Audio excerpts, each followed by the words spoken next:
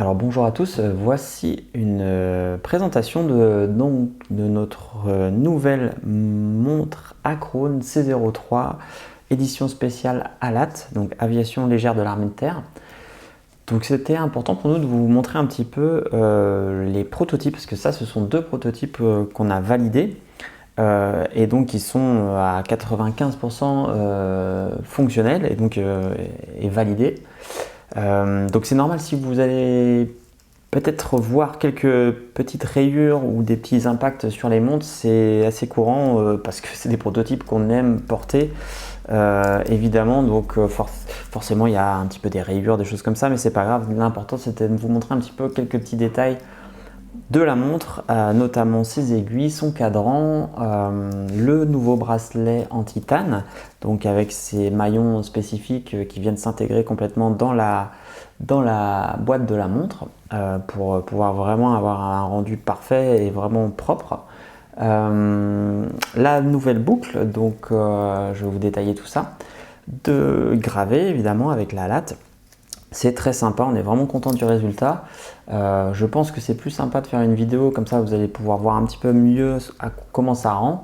Donc là, je porte un gant de ce type là pour éviter de faire trop de traces dessus, pour que vous puissiez voir quelque chose d'assez propre à la vidéo. Allez, c'est parti, je vous récapitule un petit peu le modèle et les spécificités techniques. Donc déjà, on va avoir deux versions qu'il va falloir choisir. Alors il y a trois versions on va dire au total, mais deux modèles un peu différents. C'est-à-dire que vous allez avoir la version 41 mm ici avec la lunette tournante. Donc cette lunette tournante bidirectionnelle permet de lire un deuxième fuseau horaire, tout simplement sur 12 heures. Donc il suffit de caler le marqueur de l'heure que vous souhaitez suivre sur l'aiguille des heures et vous allez continuer de suivre le deuxième fuseau horaire comme ceci. C'est très pratique, c'est très sympa en déplacement. C'est pas une vraie GMT, mais ça permet vraiment d'avoir une fonction assez utile sur cette montre. Et nous, ça nous plaît beaucoup. La montre, donc en 41 mm, elle est en titane. Les deux sont en titane hein, de toute façon. Titane grade 2, qui est le grade le plus pur, qui permet vraiment d'avoir quelque chose de très léger, très résistant. C'est vraiment agréable. Et c'est assez important pour ce type de montre, un petit peu de... Enfin, en tout cas, nous, c'est important d'avoir ça, de pouvoir l'oublier quand on la porte. On a un verre saphir sur les deux modèles, un rayable traité anti-reflet. Ici, on a la version 39 mm, donc sans lunettes tournantes. Comme vous pouvez le voir, elle est montée sur son bracelet qu'on appelle un bracelet nylon, alors doublé cuir. C'est un bracelet type très résistant, un peu déperlant, avec le petit détail bleu, blanc, rouge ici, qui est assez sympa. Ça, c'est le bracelet qui sera fourni de base, peu importe la version que vous choisissez, celle-ci ou celle-ci. Et en option, vous pouvez rajouter le bracelet en titane. Quoi qu'il arrive, si vous choisissez le bracelet en titane, vous aurez bien évidemment le bracelet en nylon d'office. Donc vous recevrez deux bracelets. Si vous ne choisissez pas le bracelet en titane, vous aurez ce bracelet-là d'office. Donc c'est un bleu un petit peu grisé qui va très bien avec le cadran et le reste de la montre. Et pour finir, donc on a une possibilité de changer la lunette, la couleur de la lunette. Donc vous avez le choix, soit une lunette bleue, soit une lunette noire que j'ai pas ici. Donc voilà, ça fait trois modèles que vous pouvez choisir. Soit la 41 mm en lunette bleue, soit la 41 mm en lunette noire, soit la 39 mm sans lunettes. Voilà. Donc un tout petit peu plus petite et je vais vous montrer comment ça rend au poignet.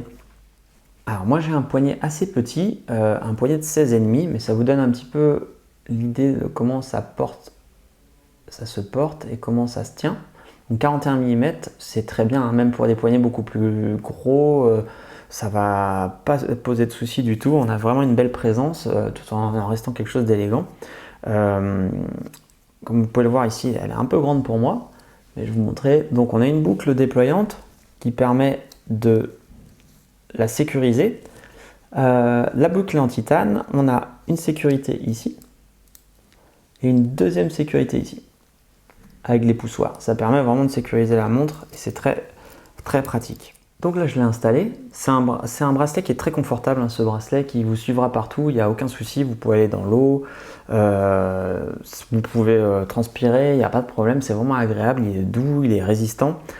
C'est un bracelet très sympa. Donc adaptable pour la majorité des poignets, plus petits ou plus grands. Donc moi, j'ai un poignet, je le disais, de 16,5. Donc c'est, vous voyez, j'ai encore des trous avant et après. Donc voilà un petit peu comment elle se porte. Elle n'est pas très épaisse.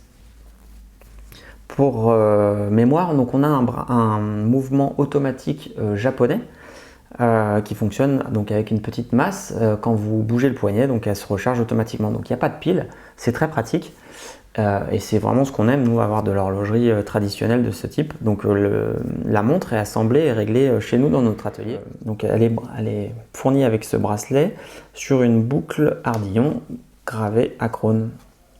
Hop, très simplement, hop là, je ne vais pas tout casser. Alors le dos de la montre que vous recevrez sera plein comme celui-ci. Donc vous aurez la gravure de la latte au dos et vous pourrez laisser un message personnalisé, un numéro de brevet ou ce que vous voulez. Donc on le gravera directement ici. Nouvelle chose importante à connaître sur ce modèle, c'est qu'on va le numéroter. Donc c'est donc une série limitée et numérotée à 1954 pièces, date de création de la latte. On trouve que c'est un clin d'œil assez sympathique et assez intéressant. Alors quand est-ce que cette montre va être produite? Alors là, on est dans la phase de précommande, donc en ce moment, on est en train d'ouvrir les précommandes au public et aux militaires. Et donc quand cette phase sera terminée, on va lancer les dernières pièces de production. Donc on pense raisonnablement les livrer en fin d'année, dans le dernier trimestre. Idéalement, à partir d'octobre, on pourra, je pense, commencer à livrer les premières montres. Peut-être septembre si tout se passe bien, mais c'est vrai qu'on n'est pas à l'abri d'avoir un peu de retard, malheureusement. Autre élément important, c'est que c'est une montre caritative. On a eu la chance de pouvoir la faire en collaboration avec l'association Entraide à Latte qui aide justement les familles endeuillées de la latte. Et je vous invite justement à en savoir un petit peu plus grâce à l'intervention et à l'interview du général Pertuizel qui nous a fait l'honneur de répondre à quelques-unes de nos questions. Alors, est-ce que vous pouvez m'expliquer quelle est la mission de l'Entraide à Latte? Oui, bien sûr. L'Entraide à Latte, tout d'abord, est une association qui existe depuis 1960, qui a été créée à l'époque de la guerre d'Algérie.